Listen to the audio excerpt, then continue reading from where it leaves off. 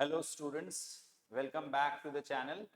आज हम लोग क्लास 9th का एक टॉपिक स्टार्ट करेंगे। इनफैक्ट सेकंड चैप्टर है ये, compound interest. Very very important chapter. Examination point of view से देखा जाए तो इसमें 4 से 5 नंबर का हाफ ईयरली में भी पूछा जाता है। इनफैक्ट ज़्यादा वेटेज होगा हाफ ईयरली में, क्योंकि कम चैप्टर्स होते हैं हाफ ईयरलीज में तो। और फाइनल में इसका वेटेज 4 से 5 नंबर का है, आता ही आता है। और इसमें कुछ चीज़ें ऐसी हैं जो हम लोग अगर समझ लें, इसकी जो इंट्रिकसीज हैं इनको अच्छे से समझ लें, तो ये चैप्टर बहुत अच्छा चैप्टर है। तो चलिए स्टार्ट करते हैं इस चैप्टर को।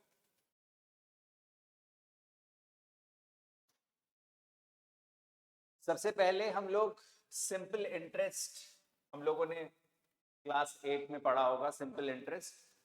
उसमें जो चीज़ें हम लोगों ने पढ़ी थी सिंपल इंटरेस्ट में, वो एक बार देख लेते हैं क्या क्या चीज़ें पढ़ी थी, उनके टर्म्स, उनको टर्म्स को समझ लेते हैं, फॉर्मूला समझ लेते हैं, फिर आगे बढ़ते हैं।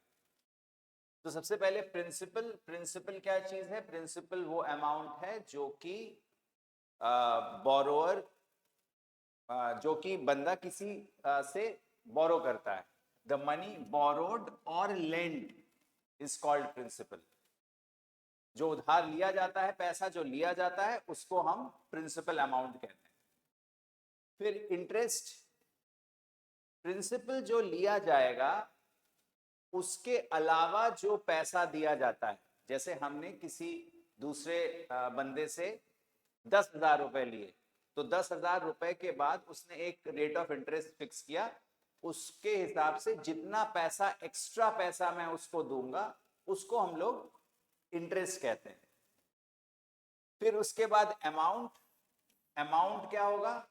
जो प्रिंसिपल है, मतलब जितना उधार लिया गया है, और जो इंटरेस्ट है, उन दोनों को ऐड कर देंगे तो हमें अमाउंट मिलेगा।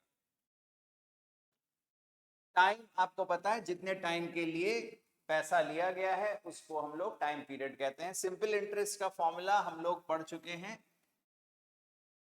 Principal multiplied by rate of interest multiplied by time by 100। इतनी चीजें हम लोग क्लास 8 में पढ़ चुके हैं। इतने टर्म्स हमको पता होने चाहिए, principal, interest, amount, time and simple interest. ये प्री रिक्विजिट है। अब हम लोग आते हैं कंपाउंड इंटरेस्ट। कंपाउंड इंटरेस्ट को कंपाउंड इंटरेस्ट ही क्यों कहते हैं? कंपाउंड इंटरेस्ट को कंपाउंड इंटरेस्ट कहते हैं क्योंकि ये इंटरेस्ट के ऊपर इंटरेस्ट होता है। अभी ये चीज क्लियर कर रहा हूं मैं आपको। सबसे पहले हम लोग एक एक पॉइंट करके समझते हैं कि कैसे हम लोग कंपाउंड इंटरेस्ट को ऐड करेंगे। डायरेक्टली कुछ बच्चों ने, क्योंकि हाफ ईयरली में ये चैप्टर ऑलरेडी आ चुका है तो कई बच्चे पढ़ चुके हैं ऑलरेडी, लेकिन यहाँ पे मोटिव ये नहीं है हमारा कि हम सीधे सीधे फॉर्मूला बता दें आपको और फिर उसके क्वेश्चंस कुछ करवा दें। यहाँ पे हम लोग आपको पूरा पूरा बताएंगे कि फॉर्मूला कैसे डिराइव हुआ। पहले बिना कंपाउंड इंटरेस्ट, आपकी बुक में भी पहले जो एक्सरसाइज दी गई होगी उसमें पहले बिना फॉर्मूले के सिंपल इंटरेस्ट को यूज करके पहले कंपाउंड इंटरेस्ट के कॉन्सेप्ट को अच्छे से समझाया गया। तो वही चीज हम लोग भी करेंगे यहाँ पे कि पहले, सबसे पहले आप प्रिंसिपल अमाउंट जो दिया गया है उसको, उससे स्टार्ट करेंगे। इंटरेस्ट कैलकुलेट करेंगे यूजिंग सिंपल इंटरेस्ट के फॉर्मूले से। एग्जांपल मैं ले रहा हूं साइड बाय साइड जिससे आपको समझ में आ जाए। जैसे मान लीजिए प्रिंसिपल है हमारा ₹1000, रेट ऑफ इंटरेस्ट मान लेते हैं 10% है,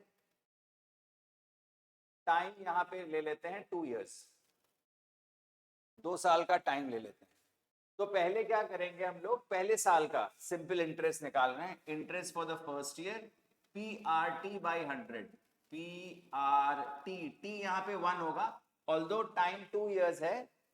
सिंपल इंटरेस्ट और कंपाउंड इंटरेस्ट में डिफरेंस ये है, सबसे पहला डिफरेंस ये है कि सिंपल इंटरेस्ट दोनों सालों का सेम रहेगा। पहले साल का जितना सिंपल इंटरेस्ट है, दूसरे साल का भी सिंपल इंटरेस्ट उतना ही रहेगा, ठीक है। लेकिन कंपाउंड इंटरेस्ट, अभी आप देखेंगे कि कंपाउंड इंटरेस्ट चेंज होता जाता है, बढ़ता जाता है कंपाउंड इंटरेस्ट। तो हम पहले सिंपल इंटरेस्ट, ऑल्दो टाइम 2 साल का दिया हुआ है, लेकिन हम पहले साल का इंटरेस्ट कैलकुलेट करेंगे using the formula of simple interest. तो पीआरटी बाई 100, तो ये हो गया ₹100। ये कह रहा है calculate the interest for the first year using the formula of simple interest. ये कैलकुलेट करिए, फिर क्या करिए, उसका अमाउंट निकालिए। पहले साल का जितना भी इंटरेस्ट आएगा, सिंपल इंटरेस्ट के फॉर्मूले में भी आपने अमाउंट निकालना सीखा था कि amount is nothing but the principal plus the interest. तो 1100 हो गया, 1100 हो गया अमाउंट। अब आपको दिया गया है 2 साल का कंपाउंड इंटरेस्ट निकालने को, 2 साल का कंपाउंड इंटरेस्ट निकालने को दिया गया, सिंपल इंटरेस्ट नहीं। याद ये रखेंगे कि पहले साल का सिंपल इंटरेस्ट और कंपाउंड इंटरेस्ट दोनों सेम रहेगा। आप चाहे सिंपल इंटरेस्ट निकालें या कंपाउंड इंटरेस्ट निकालें, पहले साल का दोनों ही इंटरेस्ट सेम रहेगा। फिर क्या कह रहे हैं कि at the interest of the principal which becomes the principal for the second year. अब क्या है, ये जो amount at the end of the first year आया है, ये जो amount at the end of the first year आया है, amount at the end of the first year हम लोगों ने माना ये 1100 rupees, this becomes the principal for the second year. ये जो है सेकेंड ईयर का प्रिंसिपल हो गया। Rate of interest through out the time period वो सेम रहेगा,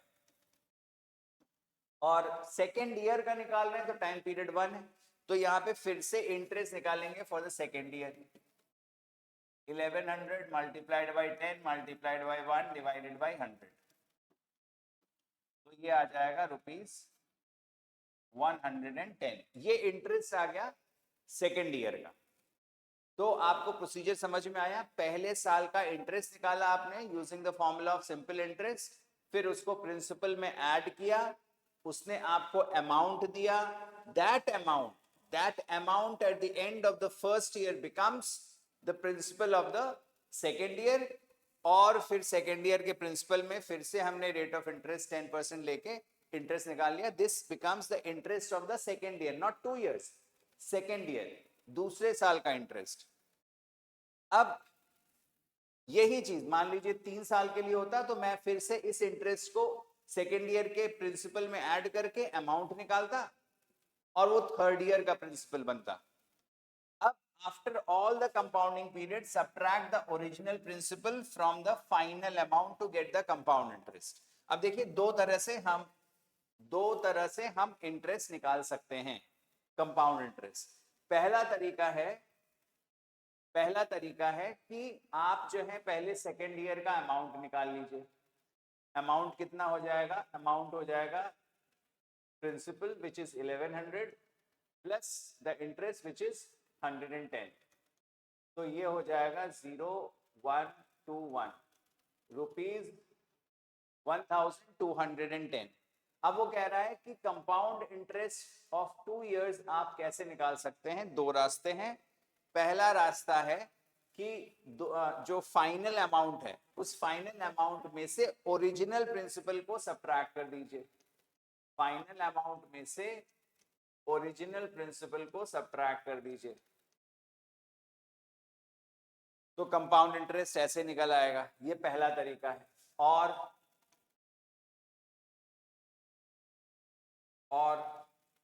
दूसरा तरीका है add the interest of all the compounding periods to get the compound interest। मतलब हर साल का आपने जो इंटरेस्ट निकाला है using the formula of simple interest, उनको यार ऐड कर दीजिए। तो पहले साल का इंटरेस्ट था 100 रुपीज, पहले साल का इंटरेस्ट था 100 रुपीज प्लस दूसरे साल का इंटरेस्ट है 110, तो कितना आ गया ₹210। ये दोनों इंटरेस्ट सेम। तो कंपाउंड इंटरेस्ट दो तरह से निकालेंगे, final amount minus original principal. I repeat, final amount minus original principal और sum of all interest of the compounding और द कन्वर्जन पीरियड। ठीक है, इस तरह से हम इंटरेस्ट निकालेंगे, कंपाउंड इंटरेस्ट। अच्छा जी,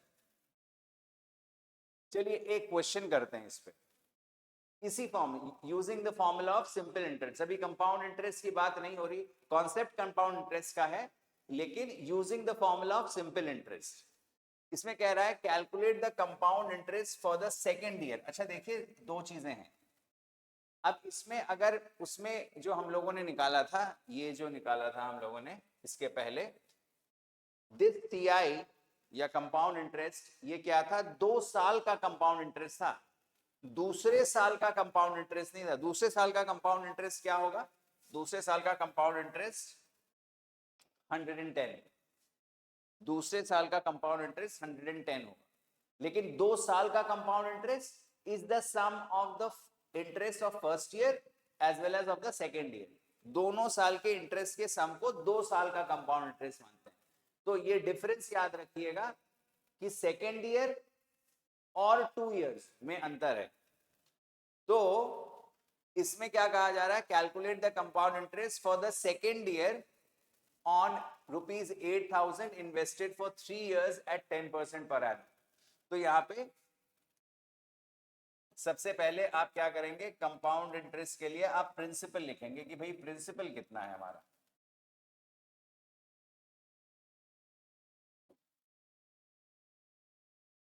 प्रिंसिपल है ₹8,000 और रेट ऑफ इंटरेस्ट है हमारा 10%। ऑल्दो टाइम पीरियड 3 इयर्स दिया हुआ है, लेकिन हमसे पूछा गया है सेकेंड ईयर का इंटरेस्ट कितना होगा। तो सेकेंड ईयर का इंटरेस्ट के लिए आपको पहले साल का इंटरेस्ट निकालना पड़ेगा। तो पहले साल के इंटरेस्ट के लिए टाइम 1 ईयर ही होगा। तो 8,000 multiplied by rate which is 10 multiplied by 1 divided by 100,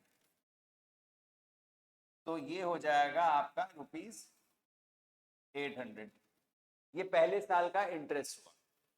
अब दूसरे साल का इंटरेस्ट निकालने के लिए पहले साल का अमाउंट निकाल लेंगे, 8,000 प्लस 800, तो ₹8,800। Amount is 8,800। Now this amount, ये जो अमाउंट है, ये अमाउंट बन जाएगा principal for the second year. Principal for the second year 8,800।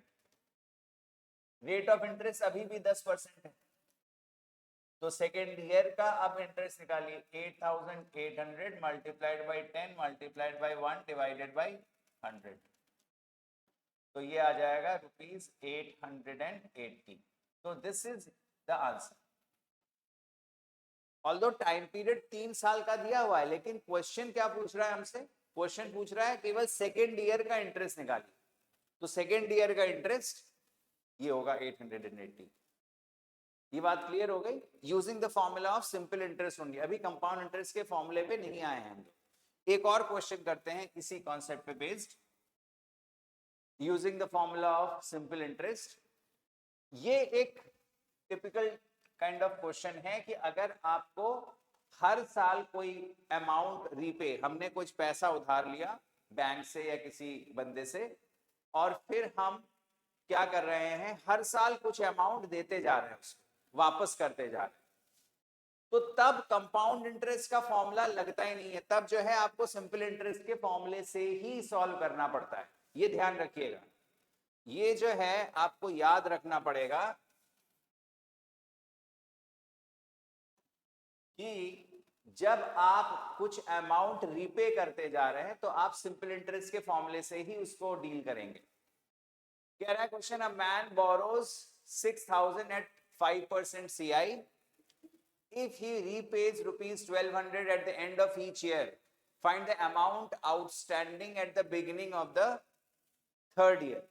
तीसरे साल के बिगिनिंग में कितना अमाउंट आउटस्टैंडिंग होगा? तीसरे साल के बिगिनिंग यानी कि दूसरे साल का अमाउंट पूछ रहे हैं, क्योंकि दूसरे साल का अमाउंट ही तीसरे साल का प्रिंसिपल बनेगा। तो चलिए पहले साल की बात करते हैं। प्रिंसिपल यहाँ पे है ₹6,000, रेट ऑफ इंटरेस्ट है 6%, टाइम 1 ईयर ही लेंगे। पहले साल का हम लोग इंटरेस्ट निकालते हैं। 6,000 multiplied by rate which is 5% divided by 100, तो 6 5 30, ये 300 रुपीज इंटरेस्ट आ गया। तो अमाउंट कितना बना? अमाउंट बना प्रिंसिपल विच इज 6000 प्लस 300, तो रुपीज 6300 ये अमाउंट हो गया। 6300 रुपीज ये अमाउंट हो गया eight the end of the first year. लेकिन बैलेंस कितना बचा? बैलेंस कितना बचा आफ्टर पेइंग रुपीज 1200? तो रुपीज 6300 माइनस रुपीज 1200, तो ये 1 रुपीज 5100 ये बैलेंस बचा। अब ये हमारा प्रिंसिपल नहीं बनेगा नेक्स्ट ईयर के, नेक्स्ट ईयर का प्रिंसिपल ये ना होके अब ये होगा, क्योंकि इतना amount at the end of the first year pay कर दिया गया है। तो this becomes the principal of the second year. तो principal of the second year is rupees 5100, rate of interest is the same which is 6%, time is 1 year, so interest for the second year will be 5100, 6%, ये कितना आ जाएगा? 6 5 30, rupees 306। हमने actually में क्या किया कि rate of interest 5% था, उसको 6% गलती से ले लिया, never mind, doesn't really matter, उससे कुछ फर्क नहीं पड़ेगा। आपको प्रोसीजर समझना है कि प्रोसीजर क्या होगा। तो प्रोसीजर इज दिस। अच्छा, इसमें 5% ले लिया, इसमें मैंने 6% ले लिया। आई एम सॉरी, मैं इसको चेंज कर देता हूं, ये 5%, 5%, दिस इज ऑल्सो 5%, तो ये आ जाएगा आपका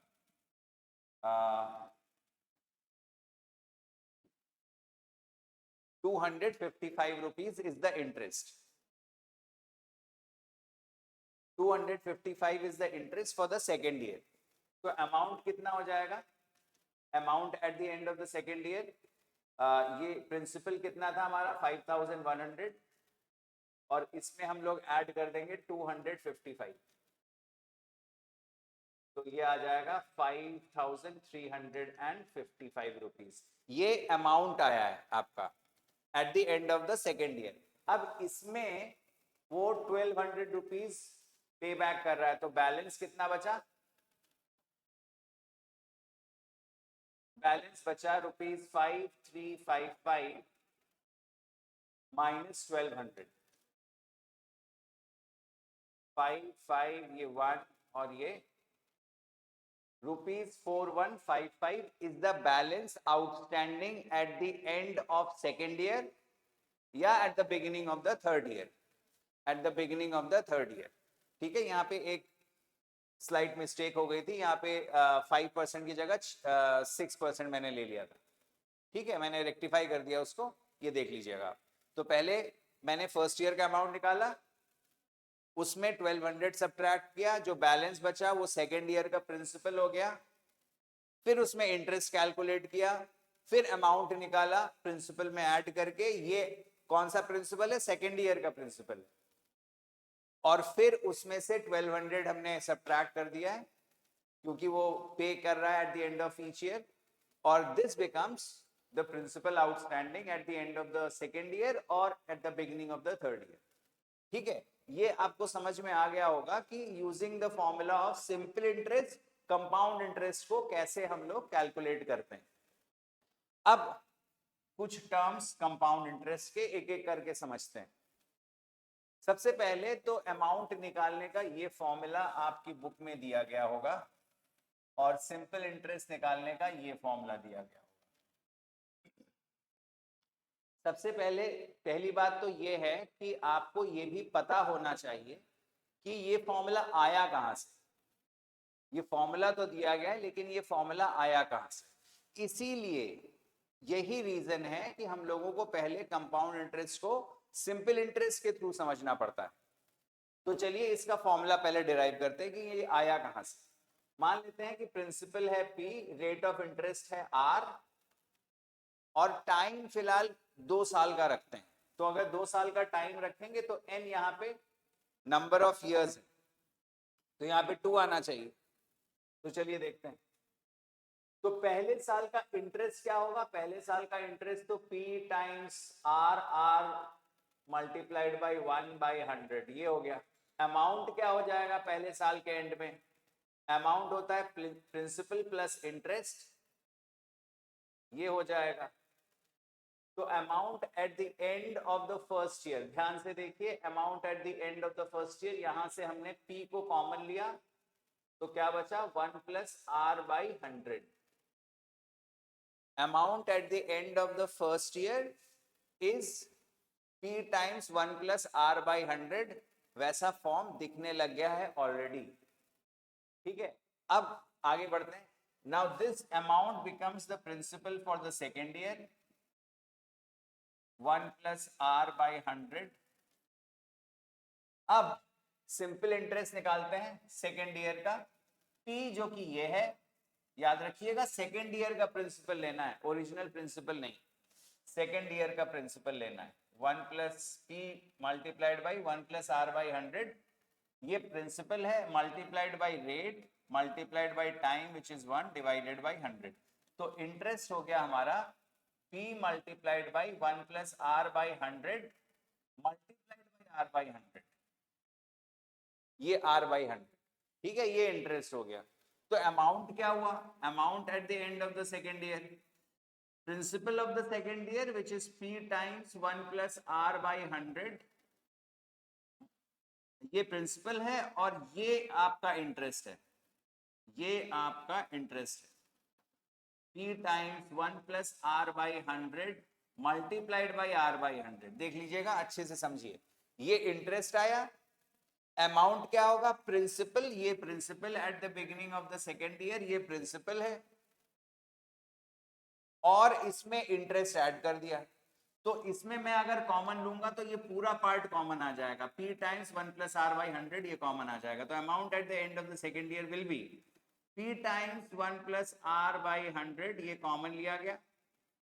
बचा हमारे पास क्या? ये पूरा कॉमन आ गया तो यहाँ बचा 1 प्लस ये पूरा बाहर ही आ गया था तो यहाँ पे क्या बचा? R/100।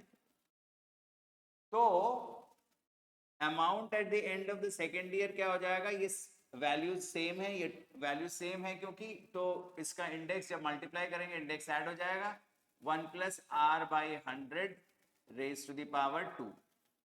अब आप देख रहे हैं कि सेकेंड ईयर का अमाउंट क्या आ रहा है? 1 plus P times 1 plus R/100 raise to the power 2 आ रहा है। अब मैं इसी को थर्ड ईयर के लिए करूंगा तो पावर 3 आ जाएगा and so on, and therefore for n years amount is principal times 1 plus R/100 raised to the power n, where n is number of years। ये बात क्लियर हो गई आप लोगों को? अब देखते हैं CI कैसे आएगा। CI compound interest, compound interest is equal to amount minus principal. तो अमाउंट तो ये है, अमाउंट है P times 1 plus R/100 raise to the power n, और उसमें आपने प्रिंसिपल को सब्ट्रैक्ट कर दिया। तो ये प्रिंसिपल जब आपने कॉमन लिया तो ये आ गया 1 plus R/100 raise to the power n minus 1, ये फॉर्मूला, ठीक है। ये चीज याद रखिएगा, अमाउंट के लिए ये फॉर्मूला है और कंपाउंड इंटरेस्ट के लिए P बाहर है, प्रिंसिपल बाहर है ब्रैकेट के, 1 plus R/100 raise to the n minus 1। अगर मान लेते हैं कि रेट ऑफ इंटरेस्ट ये मान के चल रहे हैं कि through out the conversion period same है, तब तो ये फॉर्मूला है। लेकिन अगर through out the conversion period अलग अलग है, पहले साल के लिए R1% है, दूसरे साल के लिए R2% है, तो ये मैं यहां पे लिख देता हूं, A plus A is equal to A is equal to P times 1 plus R1/100 multiplied by, जैसे यहां भी देखिए 1 plus R/100 times 1 plus R/100 आ रहा था, क्योंकि ये दोनों टर्म सेम थे तो स्क्वायर हो गया। अब लेकिन पहले साल के लिए रेट ऑफ इंटरेस्ट अलग है, दूसरे साल के लिए रेट ऑफ इंटरेस्ट अलग है, तो ये क्या हो जाएगा, P times 1 plus R1/100 multiplied by 1 plus R2/100 and so on and so on. अगर वो 3 साल के लिए होगा और तीसरे साल के लिए R3 होगा तो ये क्या हो जाएगा, इसी में आप मल्टीप्लाई कर सकते हैं 1 plus R3/100 and so on, ऐसे करके। ये ध्यान में रखिएगा कि अगर रेट ऑफ इंटरेस्ट हर साल का चेंज होता जाता है तो ये फॉर्मूला लगेगा। इसमें एक चीज और हो सकती है, मान लीजिए कि इसमें ये कहा जाए कि पहले 2 साल के लिए रेट ऑफ इंटरेस्ट R1 है और तीसरे साल के लिए R2 है।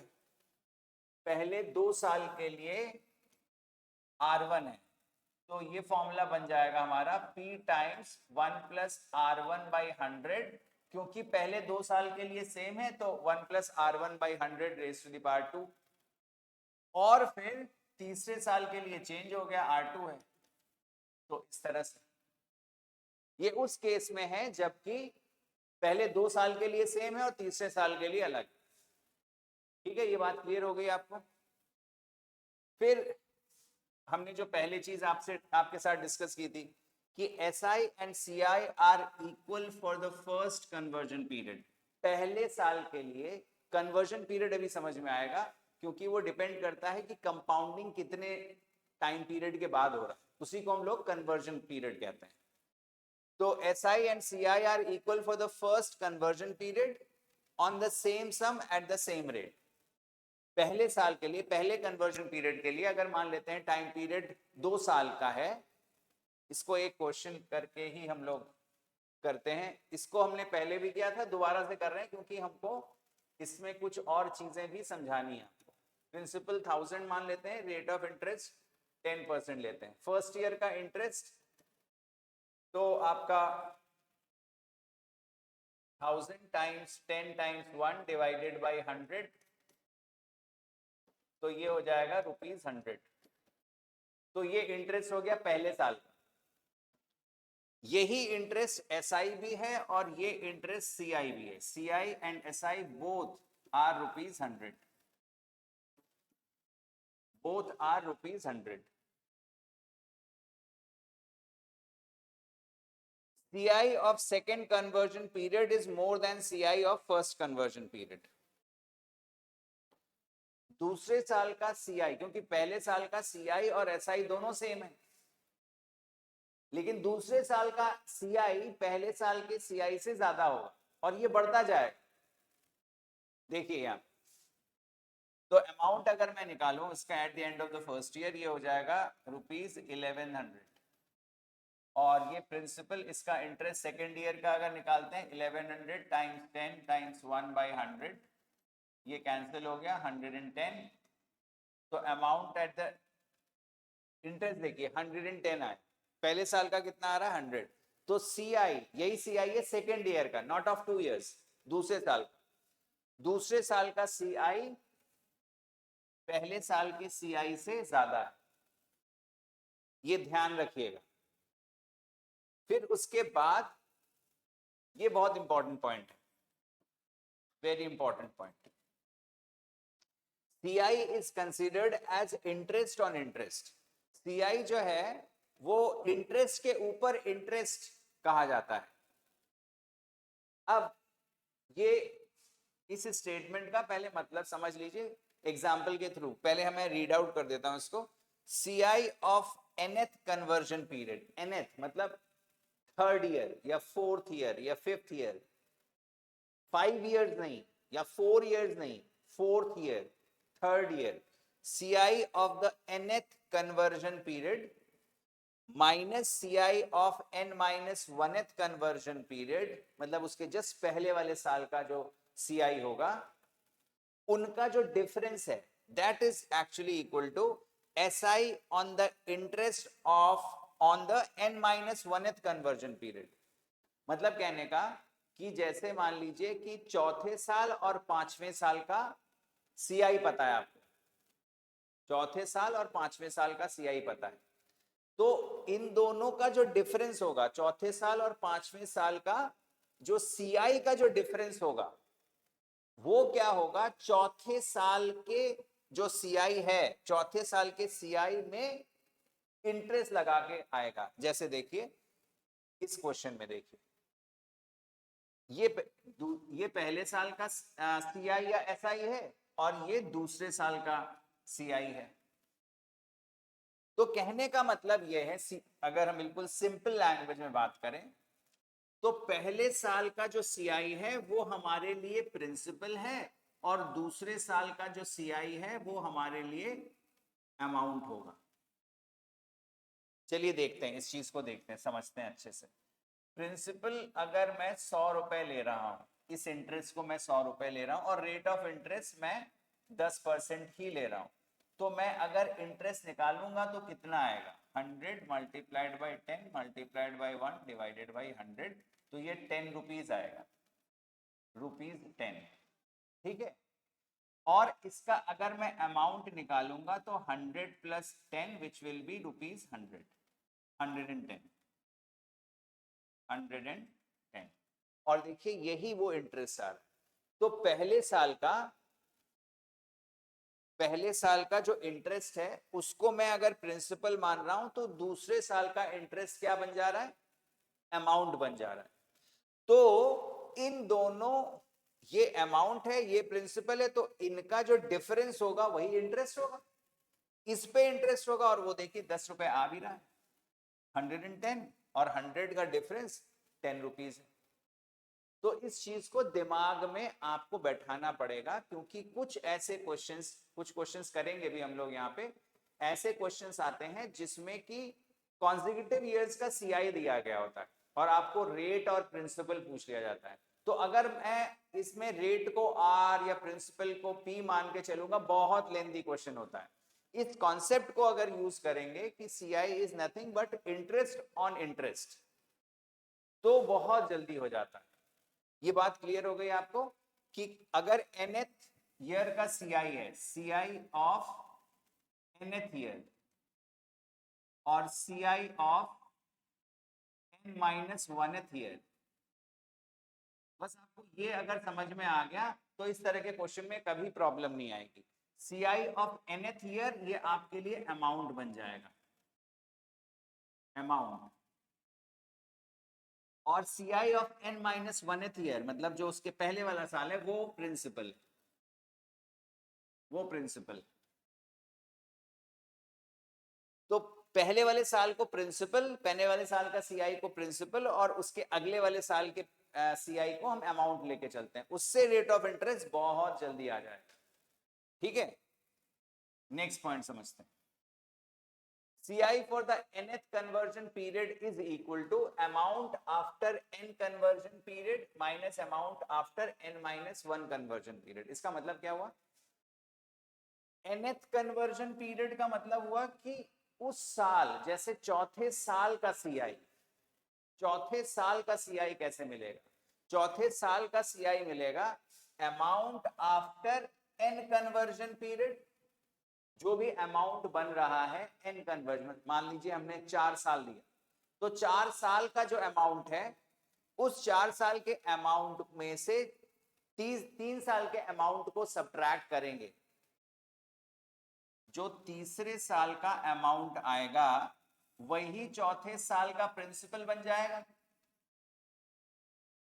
आप समझ रहे हैं, जो तीसरे साल का अमाउंट आएगा वही चौथे साल का प्रिंसिपल बनेगा।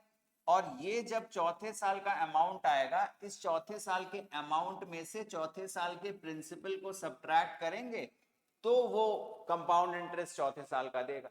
तो यही कहना चाह रहा है कि CI for the nth conversion period is equal to fourth conversion period is equal to amount after n conversion period minus ये जो प्रिंसिपल है 4th ईयर का, वो एक्चुअली में 3 साल का अमाउंट है, तीसरे साल का अमाउंट है, amount after n conversion period minus amount after n-1 conversion period.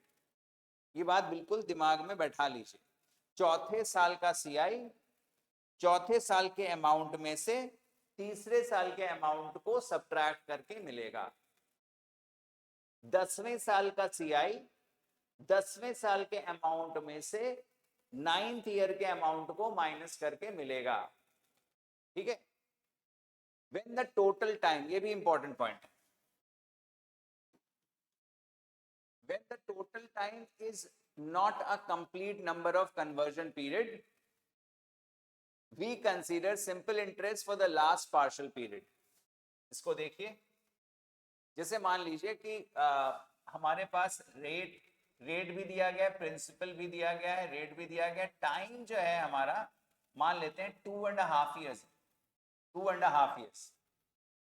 तो वो कह रहा है कि आप इसमें क्या करिए, अमाउंट में आप पहले 2 साल, जितना ये होल नंबर है इतने साल का तो आप फॉर्मूला लगा दीजिए पूरा, 1 + r/100 raise to the power 2।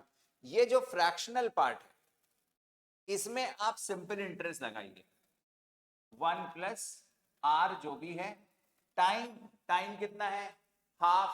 तो जैसे आप अगर टाइम लेते थे तो क्या आता था, PRT/100, और टाइम अगर मान लीजिए कि हाफ है तो क्या हो जाएगा, 6 months, यानी कि ये आ जाएगा R/2 मल्टीप्लाइड बाई 100। टाइम को हमने आधा ले लिया, R/2 का मतलब टाइम इज 1/2। इसको और सही से लिख देता हूं, R मल्टीप्लाइड बाई 1/2। ठीक है, तो ये ध्यान दीजिएगा, ये इयर्स है। जैसे मान लीजिए अगर टाइम होता, ये होता 2 years and 3 months,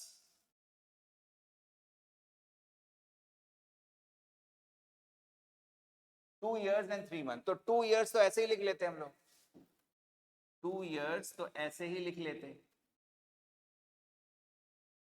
and 3 months, 3 months को years में कैसे चेंज करेंगे, 3/12 यानी 1/4 डिवाइडेड बाई 100। ठीक वैसे जैसे सिंपल इंटरेस्ट कैलकुलेट करते हैं। समझ में आ गया हमको? तो ये चीज ध्यान रखिएगा। आगे बढ़ते हैं। लिखा है find the amount and the CI on ₹1 lakh compounded quarterly for 9 months। Compounded quarterly, इस तरह के क्वेश्चंस अगर आते हैं, कंपाउंडेड ईयरली ना रहके compounded quarterly, compounded half yearly, तो इसी को हम लोग कन्वर्जन पीरियड कहते हैं। तो यहाँ पे प्रिंसिपल तो हमारा 1 लाख है। तो इस तरह के क्वेश्चन में हम लोग कैसे, ये फॉर्मूला है हमारा 1 + r/100 raise to the power n। n यहाँ पे कन्वर्जन पीरियड है, ये ध्यान रखिएगा, n इज कन्वर्जन पीरियड। हालांकि 9 months दिया गया है, लेकिन वो कह रहा है कंपाउंडेड क्वार्टरली, यानी कि हर 3 month में कंपाउंड हो रहा है, मतलब इंटरेस्ट को हर 3 month के बाद आपको कैलकुलेट करना है। तो कितनी बार आपको 3 month कैलकुलेट करके 9 months आएगा, 3। तो इसका मतलब n की वैल्यू यहाँ पे 3 है, 3 कन्वर्जन पीरियड है। ये ध्यान रखिएगा, n 9 नहीं है, या n 9/12 नहीं है, n क्या है, 3 है, क्योंकि कंपाउंडेड क्वार्टरली है, 3 month का टाइम फ्रेम है और 9 months टोटल टाइम, तो n की वैल्यू 3 हो गई। जब कभी भी ऐसा होगा, और रेट ऑफ इंटरेस्ट देखिए यहाँ पे क्या दिया हुआ है, rate of interest 4% per annum, लेकिन क्वार्टरली देख रहे हैं। एक साल में कितने क्वार्टर्स होते हैं, 4 क्वार्टर्स होते हैं। तो इफेक्टिवली जो रेट ऑफ इंटरेस्ट होगा, इफेक्टिवली जो रेट ऑफ इंटरेस्ट होगा वो R/4 हो जाएगा। ये बात क्लियर हुई आपको?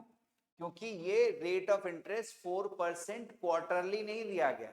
अगर ये रेट ऑफ इंटरेस्ट 4% क्वार्टरली दिया होता तो मैं R को 4 ही ले लेता, लेकिन यहाँ पे rate of interest 4% per annum दिया हुआ है और क्वार्टरली कंपाउंडिंग हो रही है, तो R/4 करना पड़ेगा। तो A is equal to 1 lakh multiplied by 1 + 4/4 multiplied by 100 raise to the power 3। इसको कैंसिल कर देते हैं और ये आ जाएगा आपका A is equal to 1 lakh 101 divided by 100 raise to the power 3। अब इसमें आपको थोड़ा कैलकुलेशन ट्रबल कर सकता है, लेकिन कंपाउंड इंटरेस्ट के क्वेश्चंस में कैलकुलेशन ऑब्वियसली एक पार्ट ही है उसका। तो पहले 101 को 3 बार मल्टीप्लाई करते हैं। 101 को पहले 2 बार करेंगे तो ये आ जाएगा 101, ये 000 और फिर से 101, ये 201, 10201, एक और बार 101 से मल्टीप्लाई करेंगे तो 10201, फिर 00000 और फिर 10201, ये आ जाएगा 1030301। तो ये वैल्यू आ जाएगी आपकी 1,01,030,301 और डिवाइडेड बाई, क्योंकि 100 को 3 बार मल्टीप्लाई कर रहे हैं तो 6 जीरोस आएंगे। 1 2 3 4 5, 1 2 3 4 5। तो अमाउंट आ गया आपका, इसको 10 से डिवाइड करेंगे तो 103,030.10। Ones, tens, 100,000, 10,000, lakh, 1,30,000 ये वैल्यू आ गई है। और आपसे CI पूछ रहा है तो CI equals to 1,03,030.10 minus 1 lakh, तो ये आ जाएगा आपका 30,30,30.10 सॉरी 0.10 30,30.10 ये हमारा इंटरेस्ट हो। तो आपने देखा कि अब फॉर्मूला लगा लिया। फॉर्मूला लगाने के बाद जो अमाउंट है CI कैसे मिलेगा, अमाउंट माइनस ओरिजिनल प्रिंसिपल। एक और क्वेश्चन करते हैं। Find the compound interest on ₹3125 for 3 years if the rates of interest for the first, second and third year are respectively this and this। तो इसमें जैसा कि हम लोग ने पहले भी डिस्कस किया था, रेट ऑफ इंटरेस्ट अगर डिफरेंट होगा हर कॉन्जिक्यूटिव ईयर का तो उसको कैसे कैलकुलेट करेंगे, इस फॉर्मूले से कैलकुलेट करेंगे। A is equal to P times 1 plus R1 by 100 multiplied by 1 plus R2 by 100, 1 plus R3 by 100 and so on। वही फॉर्मूला यहाँ पे लगेगा। तो A is equal to P की वैल्यू है 3125, 1 प्लस R1 है 4, 1 प्लस R2 है 5, 1 plus R3 है 6। अब इसको कैलकुलेट करें, सिंप्लीफाई करें। 3125 104 divided by 100, 105 divided by 100 and 106 divided by 100। फिर से कैलकुलेशन में प्रॉब्लम है। देखिए क्लास 9th और 10th में जो चैप्टर्स हैं, कुछ ऐसे चैप्टर्स होंगे जैसे कि CI हो गया, मेंसुरेशन हो गया, इसमें जो है आपको कैलकुलेशन की दिक्कत रहेगी। अगर आपको टेबल्स अच्छे से याद है, स्क्वायर्स मेरे ख्याल से 30 तक याद हो जाने चाहिए कम से कम, क्यूब्स 10 तक याद होने चाहिए, स्क्वायर रूट्स भी याद हो जाने चाहिए। अगर परफेक्ट स्क्वायर्स अगर नहीं भी याद हैं, परफेक्ट स्क्वायर डेसिमल वाले अगर नहीं याद हैं, अगर यही वाले याद हैं, 30 तक स्क्वायर्स याद हैं और 10 तक क्यूब याद है और टेबल 20 तक याद है, तो भी सफिशिएंट है हमारे लिए। तो देखिए इसको हम सिंप्लीफाई करें तो ये आ जाएगा 4 से अगर कैंसिल, इसको कैंसिल करते हैं तो 26 आ जाएगा। 26 4 टाइम्स 104 और 4 से कैंसिल करते हैं ये 25 आ जाएगा। 5 से कैंसिल करते हैं ये 21 आ जाएगा, ये 20 आ जाएगा। ये 2 से होगा 53 और ये 50 और इसको भी कैंसिल कर दीजिए, ये 13 2 13 टाइम्स और ये 25 टाइम्स। ये 25 से कैंसिल करिए, 25 1 जा 25 62, 25 2s are 6 50, 125, 25 5s are 125 और 25 5 टाइम्स 125 ये आ जाएगा और ये 5 से 4 टाइम्स हो जाएगा ये।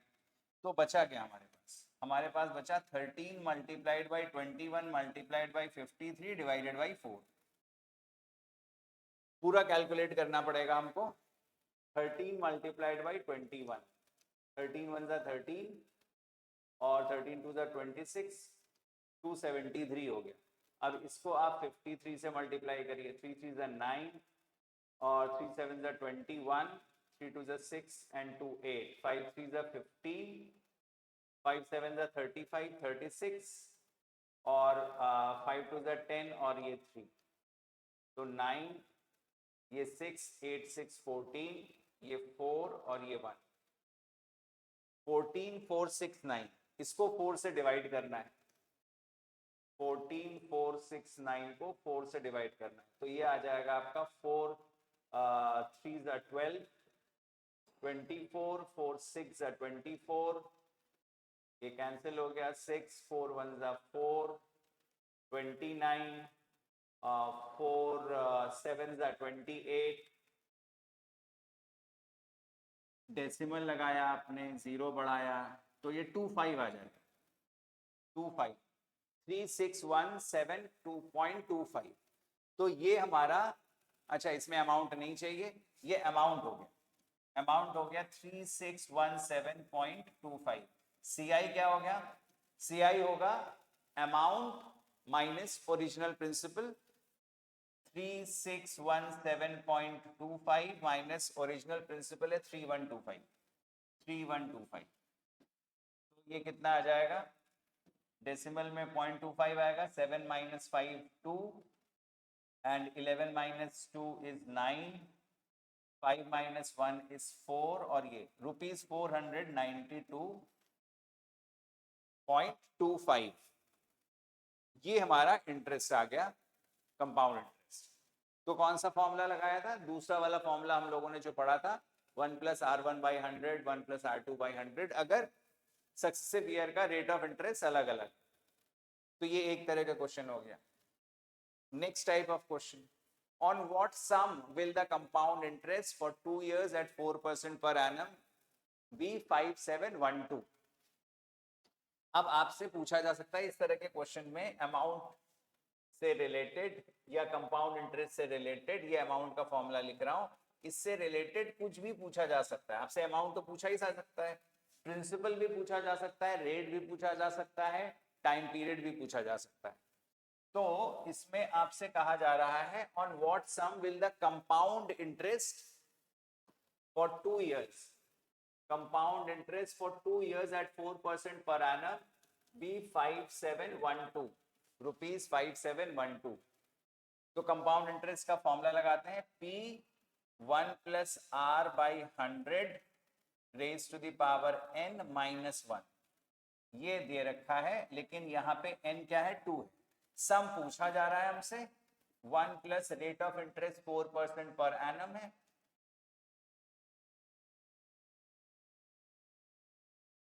Minus 1 is equal to 5712। तो ये आ जाएगा 4, ये 25 आ जाएगा, 26 बाई 25 का square minus 1 is equal to 5712। अभी जैसे हमने आपसे कहा कि स्क्वायर जो है 30 तक आपको याद होनी चाहिए और क्यूब 10 तक कम से कम। तो ये आ जाएगा आपका 676 और ये आ जाएगा 625 माइनस 1 इज इक्वल टू 5712। तो ये क्या हो जाएगा? P multiplied by 676 minus 625 divided by 625 is equal to 5712। तो कितना हो जाएगा? देखिए ये आ जाएगा 6 minus 1, 6 minus 5 1, 7 minus 2 5, 625 is equal to 5712 and therefore P equals to 5712 multiplied by 625 divided by 51.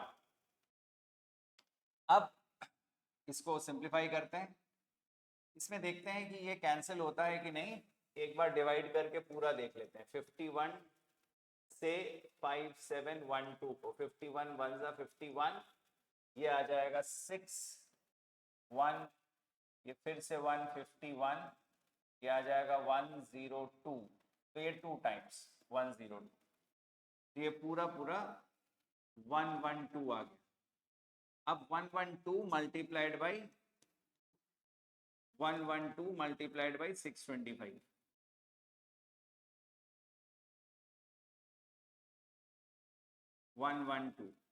तो ये आ जाएगा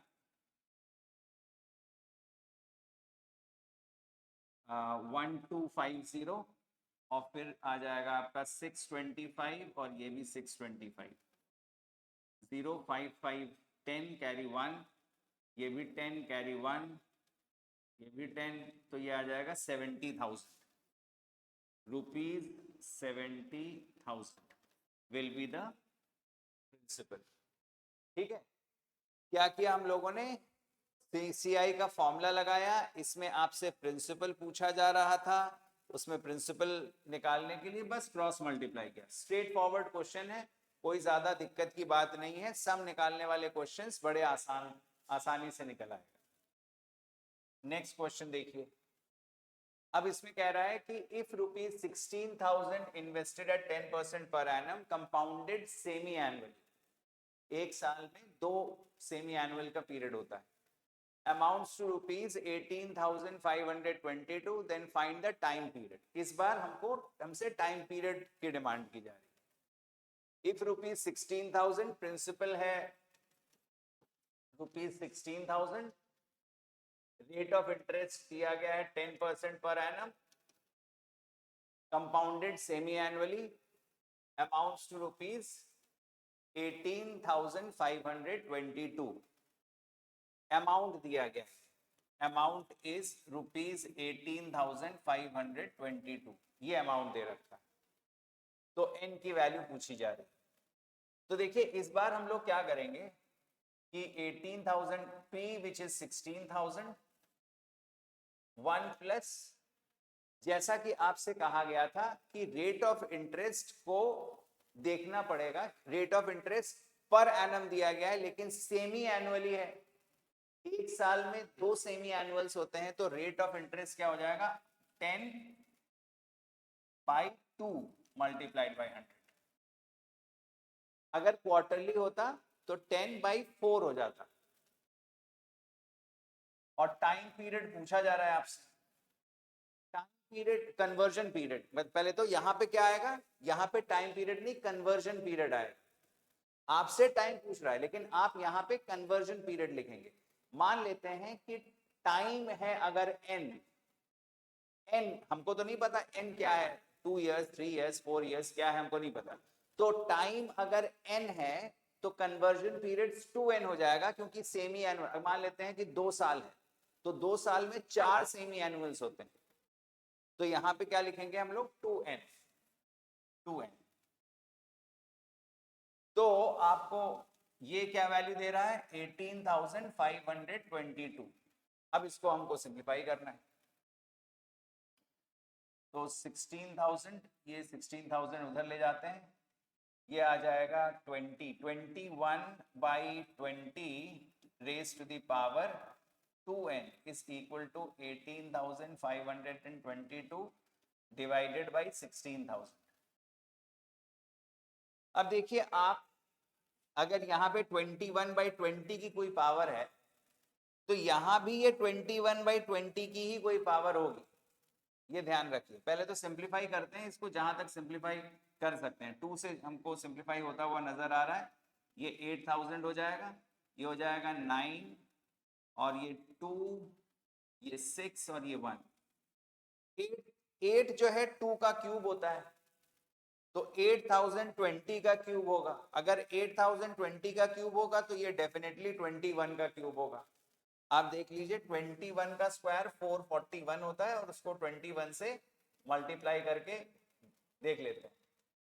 2 ये 2 हो जाएगा, ये 8 ये 8, तो ये आ जाएगा 1, ये 6 4 8 12 और ये 9 2 6 1। तो ये 21 का क्यूब है। तो इसको हम लोग कैसे लिख सकते हैं? 21/20 raised to the power 2n is actually equal to 21/20 raised to the power 3। तो इसका मतलब 2n 3 के इक्वल हो गया, 2n 3 के इक्वल हो गया। इसका मतलब n की वैल्यू 3/2 यानी 1.5 ईयर्स हो गई। 1.5 ईयर्स, 3 कन्वर्जन पीरियड। ये हमारा आंसर, ये ध्यान दीजिएगा। तो इसमें मेन जो की पॉइंट्स हैं इस क्वेश्चन में वो ये हैं कि जब कभी भी सेमी एनुअली होगा तो रेट हाफ हो जाएगा और टाइम डबल हो जाएगा। क्यों? क्योंकि 2 बार, एक साल में 2 बार सेमी एनुअल का टाइम आता है।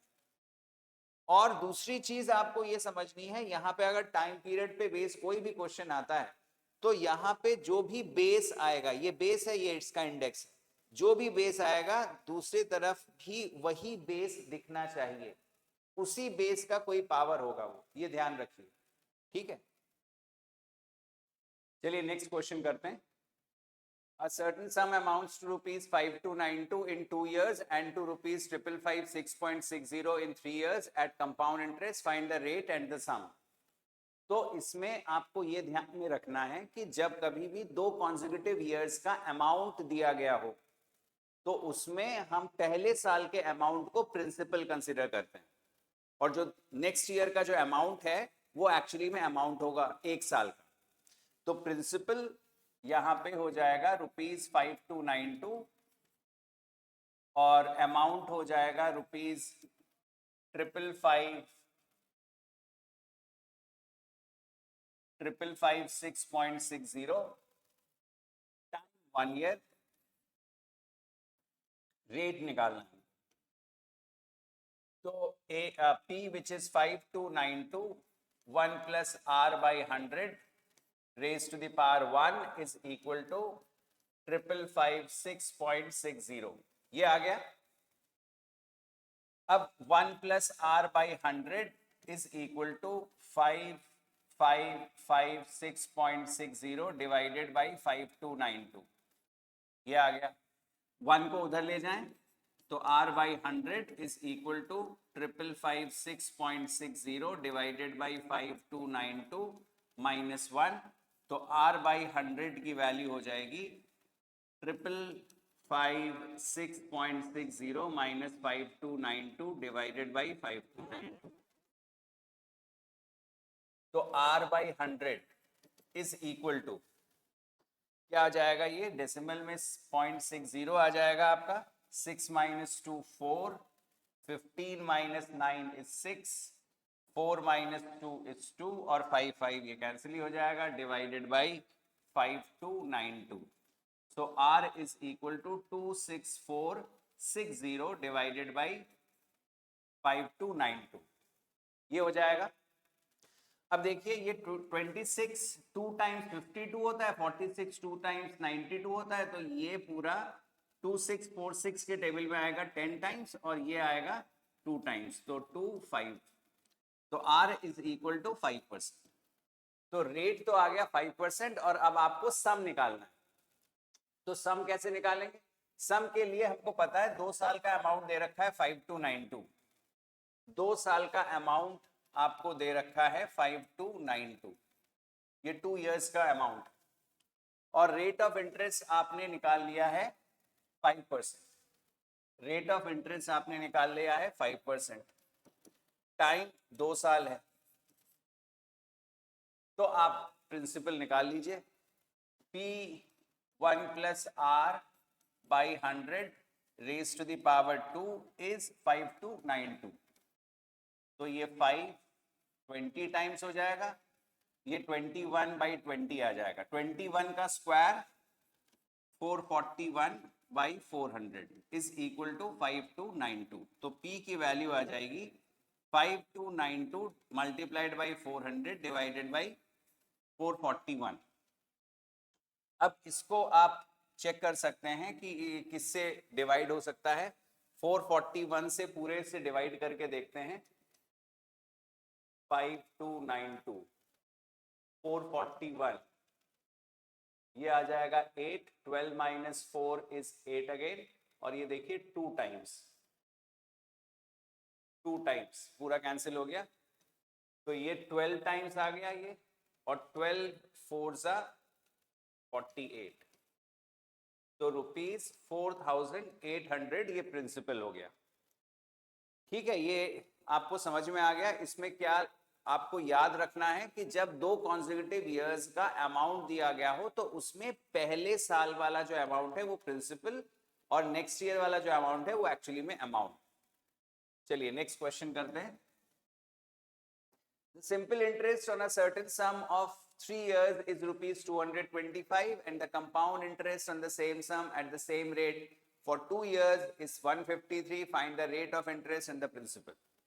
अब ये भी बहुत टिपिकल सा क्वेश्चन है, बहुत हम कहेंगे कि रेगुलर क्वेश्चन है, ये एग्जाम में पूछा जा सकता है। ये एग्जाम लायक क्वेश्चन है जिसमें सिंपल इंटरेस्ट और कंपाउंड इंटरेस्ट दोनों को इन्वॉल्व करके क्वेश्चन बनाया गया है। इसमें कह रहा है 3 इयर्स का simple interest for 3 years is 225। ध्यान ये रखना है कि सिंपल इंटरेस्ट हर साल का सेम रहता है। ये हम लोगों ने क्लास के बिगनिंग में भी देखा था, जब हम लोग डिस्कशन कर रहे थे, स्टार्ट कर किया था डिस्कशन को, कि सिंपल इंटरेस्ट हर साल का सेम रहता है, कंपाउंड इंटरेस्ट हर साल बढ़ता जाता है। तो फर्स्ट ईयर का कंपाउंड इंटरेस्ट और सिंपल इंटरेस्ट दोनों सेम रहेगा, उसके बाद कंपाउंड इंटरेस्ट बढ़ता जाएगा लेकिन सिंपल इंटरेस्ट सेम रहेगा। तो उसका फायदा हम लोग उठाएंगे कि इसमें क्योंकि कह रहा है as SI of 3 years is ₹225, therefore SI of 1 year will be ₹225 divided by 3, जो कि हो जाएगा ₹75। 75 रुपीज एक साल का सिंपल इंटरेस्ट। फिर इसमें कह रहा है कि compound interest on the same sum at the same rate for 2 years. 2 years, second year नहीं, 2 इयर्स। तो CI of 2 years is ₹153। अब आप देखिए कि SI of 1 year is 75, इसका मतलब ये हो गया कि CI of the first year is also ₹75, क्योंकि पहले साल का सिंपल इंटरेस्ट और कंपाउंड इंटरेस्ट दोनों सेम रहता है। तो क्या हम अगर CI of the first year 75 है और 2 साल का कंपाउंड इंटरेस्ट 153 है, तो सेकेंड ईयर का कंपाउंड इंटरेस्ट निकाला जा सकता है? बिल्कुल निकाला जा सकता है। CI of second year is 2 साल का कंपाउंड इंटरेस्ट माइनस पहले साल का कंपाउंड इंटरेस्ट।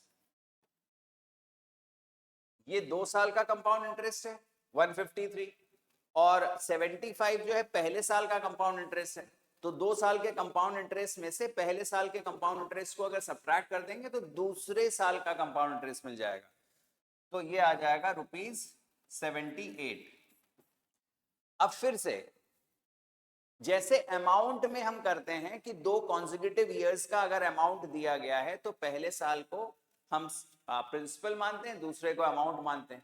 तो ठीक उसी तरह से अगर 2 कॉन्सेक्यूटिव ईयर्स का CI दे रखा है, 2 कॉन्सेक्यूटिव ईयर्स का मतलब पहले साल का दे रखा है और दूसरे साल का, या दूसरे या तीसरे साल का, 2 या 3 नहीं बात कर रहा हूं मैं, दूसरे और तीसरे साल का CI दे रखा है, तो इसके लिए हम क्या कर सकते हैं, जो हमारा प्रिंसिपल है वो ₹75 हो गया और जो अमाउंट है वो ₹78 हो गया। टाइम 1 ईयर है, इससे हमें रेट मिल जाएगा, रेट ऑफ इंटरेस्ट। तो देखिए 75 यानी P 1 + R/100 raised to the 1 is equal to 78। तो ये आ जाएगा 1 + R/100 is equal to 78/75। ये उधर गया, 1 + R/100 is equal to 78/75, 78/75, तो R/100 is equal to 78/75 minus 1. So R/100 is equal to 78 minus 75, which is 3/75. 325 times. So R is equal to 100 divided by 25, which is 4. तो R की value आ गई 4%. Rate of interest 4% हो गया. अब आपसे क्या पूछ रहा था? अब आपसे पूछ रहा था रेट ऑफ इंटरेस्ट आ गया, प्रिंसिपल बता दीजिए. प्रिंसिपल 1 साल का सिंपल इंटरेस्ट हमको पता ही है 75 रुपीज है.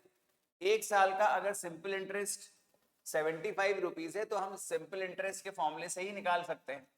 P into R, which is 4 times 1 divided by 100 is equal to 75. So P is equal to 7500 divided by 4.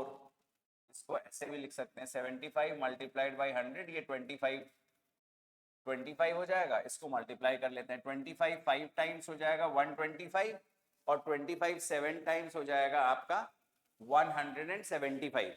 175 and 12 187. So rupees 1875 is the principal amount. ठीक है, चलिए अब नेक्स्ट कॉन्सेप्ट पे आते हैं हम लोग.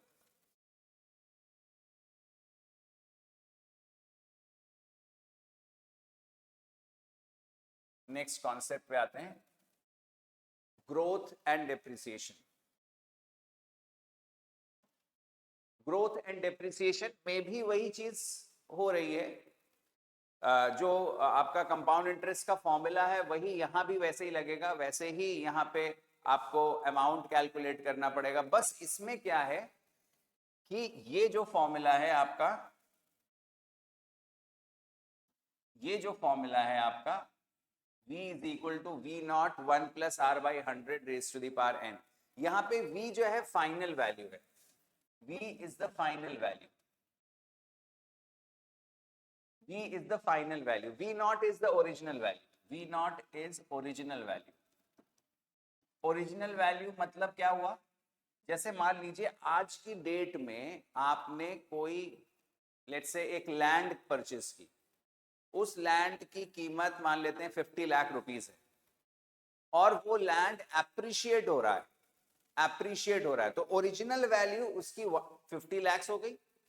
और अगर उसकी वो ग्रो कर रहा है, एप्रिशिएट हो रहा है, तो 3 साल बाद मान लेते हैं 10% के रेट से वो एप्रिशिएट हो रहा है, तो 3 साल बाद उसकी जो वैल्यू आएगी वो हमको फाइनल वैल्यू देगा, V देगा.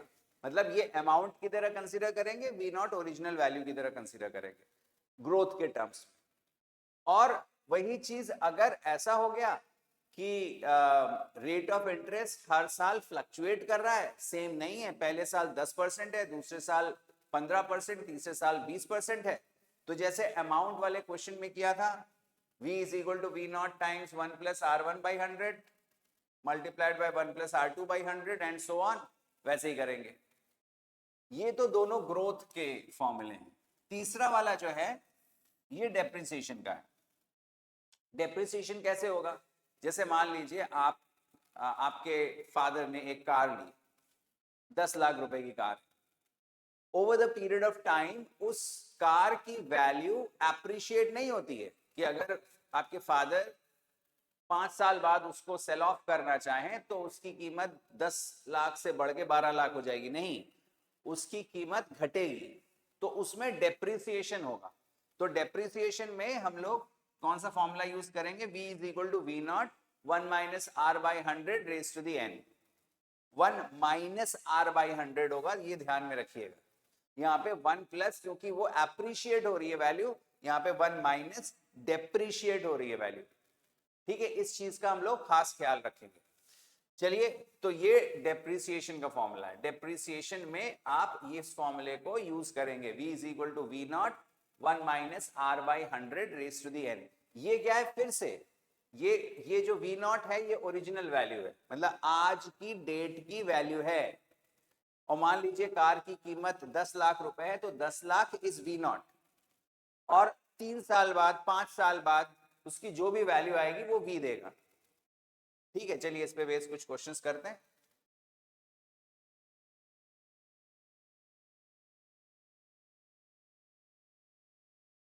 जैसे ये क्वेश्चन है, the cost of refrigerator is ₹9,000, it's value depreciates at the rate of 5% per annum, find the total depreciation in its value eight the end of 2 years। हमको question भी समझ के पढ़ना होगा कि पूछा क्या गया है।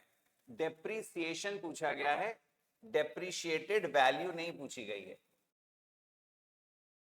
डेप्रिसिएशन पूछा गया है कि कितनी वैल्यू उसकी कम हुई, फाइनल वैल्यू नहीं पूछी जा रही है। तो हम लोग क्या करेंगे, सबसे पहले फाइनल वैल्यू ही निकाल लेंगे। कौन सा फॉर्मूला लगाएंगे, V is equal to V0 1 minus R by 100 raise to the n। क्यों, डेप्रिसिएशन हो रहा है, रेफ्रिजरेटर की कॉस्ट में डेप्रिसिएशन हो रहा है। तो V is equal to V0, V0 क्या है, ओरिजिनल वैल्यू 9,000 है, 9,000 1 minus R, rate of interest दे रखा है 5%, raise to the power n, end of 2 years। तो देखिए 9,000 मल्टीप्लाइड बाई ये आ जाएगा आपका 20, ये 19/20 का स्क्वायर। इसमें मैंने आपको पहले भी बताया था कि कैलकुलेशन बहुत स्ट्रांग होना चाहिए, तो कम से कम 30 तक का स्क्वायर आपको मालूम होना चाहिए और 10 तक का क्यूब। तो 19 का स्क्वायर कितना होता है, 19 का स्क्वायर होता है 361, और 20 का स्क्वायर 400, ये कैंसिल हो गया, ये 45, ये 2। अब मल्टीप्लाई करना होगा, 361 मल्टीप्लाइड बाई 45, ये 5 आ गया, 5 6 30, 5 3 15, और ये 18, और यहाँ पे आ जाएगा 4 4 6 24, और 4 3 12 2 14। तो 5 4 8 4 12 6 1 6 2 4 5, ये वैल्यू आ गई 16245 डिवाइडेड बाई 2, ये 2 है, तो ये वैल्यू आ गई ₹812, और 5 बचेगा तो 2.50। तो ये अमाउंट मतलब फाइनल वैल्यू आ गई। 2 साल के बाद रेफ्रिजरेटर की कीमत इतनी होगी 8,122.50। अब पूछा जा रहा है डेप्रिसिएशन, तो 2 साल में कितना डेप्रिसिएशन हुआ, 2 साल में डेप्रिसिएशन इतना हो गया कि 9,000 माइनस 8122.50, तो ये 0.50 आ जाएगा यहाँ पे, ये आ जाएगा 9 9 माइनस 2 7, 9 माइनस 2 7 अगेन, और यहाँ भी 9 माइनस 1 इज 8, और ये 8 कैंसिल हो जाएगा, तो ₹877.50 इतना डेप्रिसिएशन इसमें हुआ। ठीक है, आपको क्वेश्चन को पढ़ के ये डिसाइड करना होगा कि कौन सा फॉर्मूला लगेगा उसमें। चलिए नेक्स्ट क्वेश्चन देखते हैं।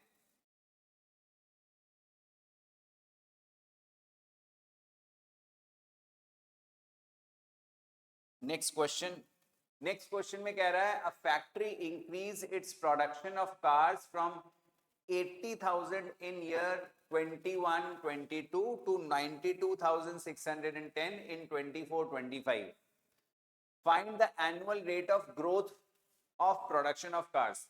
ग्रोथ क्वेश्चन में ही दे रखा है कि ग्रोथ कितनी हो रही है, तो कौन सा फॉर्मूला लगेगा, V equals to V0 1 plus R by 100 raise to the n। तो 80,000 उसकी पहले थी प्रोडक्शन ऑफ कार्स, और फिर बढ़ के हो गई 92,610, और ये 80,000। 1 plus R, find the annual rate of growth पूछ रहा है, रेज टू दी n। तो 1 plus R by 100 raise to the n is equal to 92,610 divided by 80,000। अब देखिए ऐसा है कि यहाँ पे जब ये इस तरह का सिचुएशन आ जाए, तो आप देखिए कि क्या ये वैल्यू जैसे 8,000 है, 8,000 आपको पता होना है, जैसे 8 पता होना चाहिए कि 8 2 का क्यूब है, तो 8,000 डेफिनेटली 20 का क्यूब होगा, और ये आसपास की वैल्यू है, ये 20 का क्यूब है, ये आसपास की वैल्यू है। हम एक बार 21 का क्यूब ट्राई कर लेते हैं पहले। तो 21 का स्क्वायर पता होना चाहिए 441 होता है, और 21 को फिर से मल्टीप्लाई करेंगे तो देखिए क्या आएगा, 6, 8, 4, 12 और ये 9, 2, 6, 1। तो ये 21 का क्यूब है। तो इसको क्या लिख सकते हैं हम लोग, 1 plus R by 100 raise to the n is same as 21 by 20 raise to the power 3। अब यहाँ पे आपसे, अच्छा n की वैल्यू आपको दे रखी थी, अच्छा n जो है आप देखिए टाइम कितना होगा, 21, 22 से 24, 25, तो ये 3 साल का गैप है। ये जो है 3 साल, यहाँ पे n की जगह आप 3 इयर्स कर दीजिए, n जो है हमारा 3 इयर्स होगा।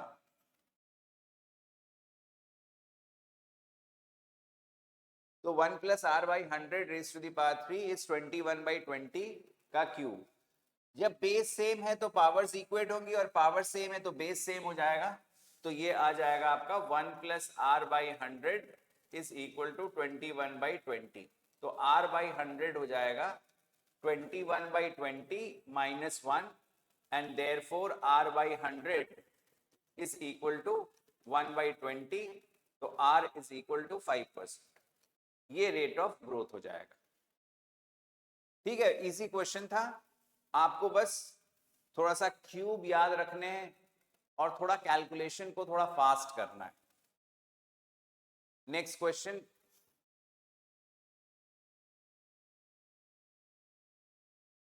देखिए, the value of a car depreciates by 12.5% per annum. By what percent the value of the car decrease after 3 years. 3 साल के बाद कार की वैल्यू किस रेट से डिक्रीज होगी। ये जो परसेंटेज वाले क्वेश्चंस जो होते हैं जनरली हम लोग क्या करते हैं, इनको 100 ही मान लेते हैं। ओरिजिनल वैल्यू, क्योंकि इसमें ओरिजिनल वैल्यू कुछ नहीं दे रखी है, उसमें कह रहा है कि कार की वैल्यू डिप्रिशिएट कर रही है हर साल 12.5% पर एनम के रेट से। तो मान लेते हैं कि let the original value, let V not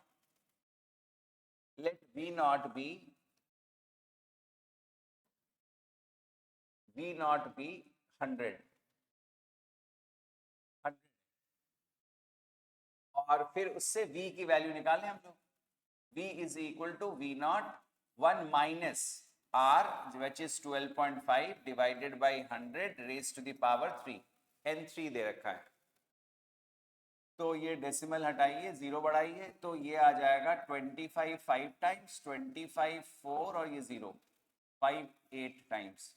तो v की वैल्यू हो जाएगी 100 मल्टीप्लाइड बाई 8 माइनस 1 7 बाई 8 का क्यूब। अब जैसा कि मैंने आपको बताया कि कुछ क्यूब आपको याद रखने पड़ेंगे। 7 का क्यूब होता है 343 और 8 का क्यूब 512। तो ये v हो गया, v की वैल्यू हो गई ₹34300 डिवाइडेड बाई 512। ये v हो गया। आपसे क्या कहा जा रहा है कि by what percent will the value of the car decrease, कितने रेट से value of the car decrease करेगी। तो फाइनल वैल्यू से ये वैल्यू कितनी कम है, तो आप डिक्रीज दिखाइए कि डिक्रीज निकालिए पहले। 100 minus this value 34300 divided by 512। तो ये आ जाएगा 51200 माइनस 34300 डिवाइडेड बाई 512। ये कितना आ जाएगा देखिए, ये तो 0 आ गया। 12 माइनस 3 इज 9, 12 माइनस 3 इज 9 और ये हो जाएगा 10 माइनस 4 इज 6 और ये 169 डिवाइडेड बाई 512। एक बार कैलकुलेशन और चेक कर लेते हैं। 12 माइनस 3 इज 9 और ये 10, 10 माइनस 4 इज 6 और 4 माइनस 3 16900 डिवाइडेड बाई 512। ये डिक्रीज हो गया। अब लेकिन आपसे ये कहा जा रहा है कि डिक्रीज परसेंट कितना है। तो डिक्रीज परसेंट किससे कंपेयर करते हैं आप, ओरिजिनल वैल्यू से। तो डिक्रीज परसेंट देखिए, डिक्रीज क्योंकि 100 पे ही कैलकुलेट कर रहे हैं, ये देखिए ये 100 पे ही कैलकुलेट हो रहा है। तो इसी की वैल्यू जो है, जो भी डिक्रीज परसेंट आएगी वो इसी पे निकल आएगा। अगर हम इसकी वैल्यू को x मान लेते हैं थोड़ी देर के लिए, तो कैलकुलेशन और लेंदी हो जाता। ये जो डिक्रीज वैल्यू आती, उसको फिर हम कैसे निकालते, डिक्रीज परसेंट कैसे निकालते, डिक्रीज परसेंट निकालते, जो भी वैल्यू डिक्रीज कर रही है, फिर original value that is your V not multiplied by 100। ये ऐसा करते हैं हम लोग, लेकिन हम लोगों ने ये 100 पे ही निकाला है, तो इसको बस सिंप्लीफाई करना है और डिक्रीज परसेंट आ जाएगा। तो चलिए इसको देखते हैं, 512 को इसको पहले सिंप्लीफाई किया जाए, तो ये आ जाएगा आपका 4 से कैंसिल हो जाएगा, 4 1 times, 11 4 2 times, 32 4 8 times, 4 4 times 16, 4 2 8, 10, 4 2 8, 20, 4 5 4225 by 128।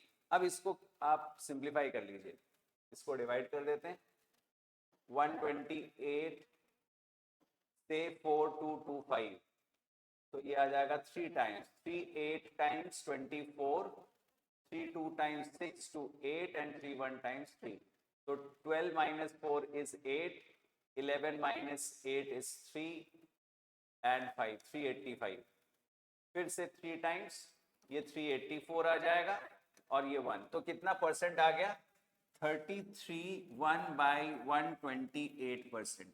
यही आंसर है। इतने ही परसेंट से वो डिक्रीज कर रहा है। मेरी बात को फिर से आप समझिए, जो ये डेप्रिसिएशन वाले क्वेश्चंस होते हैं परसेंट में पूछे जा रहे हैं कि इतने साल बाद कितने रेट से डिप्रिशिएट होगा, तो आपके पास दो चॉइसेस हैं। एक तो x मान लीजिए, जैसे बच्चे सपोज करते हैं x या v नॉट जो भी मानिए, लेकिन उसमें क्या होगा कि उसमें कैलकुलेशन लेंदी हो जाएगा। जो भी ये डिक्रीज वैल्यू आएगी उसमें फिर क्या होगा, decrease divided by original value multiplied by 100। जैसे आप प्रॉफिट एंड लॉस निकालते हैं, तो लॉस कैसे निकालते हैं, loss percentage loss divided by CP multiplied by 100। तो ठीक यहां भी डिक्रीज परसेंट हो जाएगा, decrease value divided by original value multiplied by 100। लेकिन यहाँ पे अगर हम लोगों ने पहले ही 100 मान लिया, तो ये पूरी वैल्यू 100 पे ही है, मतलब परसेंट पे ही चल रही है, तो जो भी आंसर होगा उसमें एक्स्ट्रा आपको वो फॉर्मूला लगाने की जरूरत नहीं पड़ेगी। लेकिन ये तभी मेथड एप्लीकेबल है जब पूरा क्वेश्चन परसेंट पे ही बेस्ड हो, तो यहाँ पे पूरा क्वेश्चन परसेंट पे ही बेस्ड है। ठीक है, बात समझ में आ गई आपको?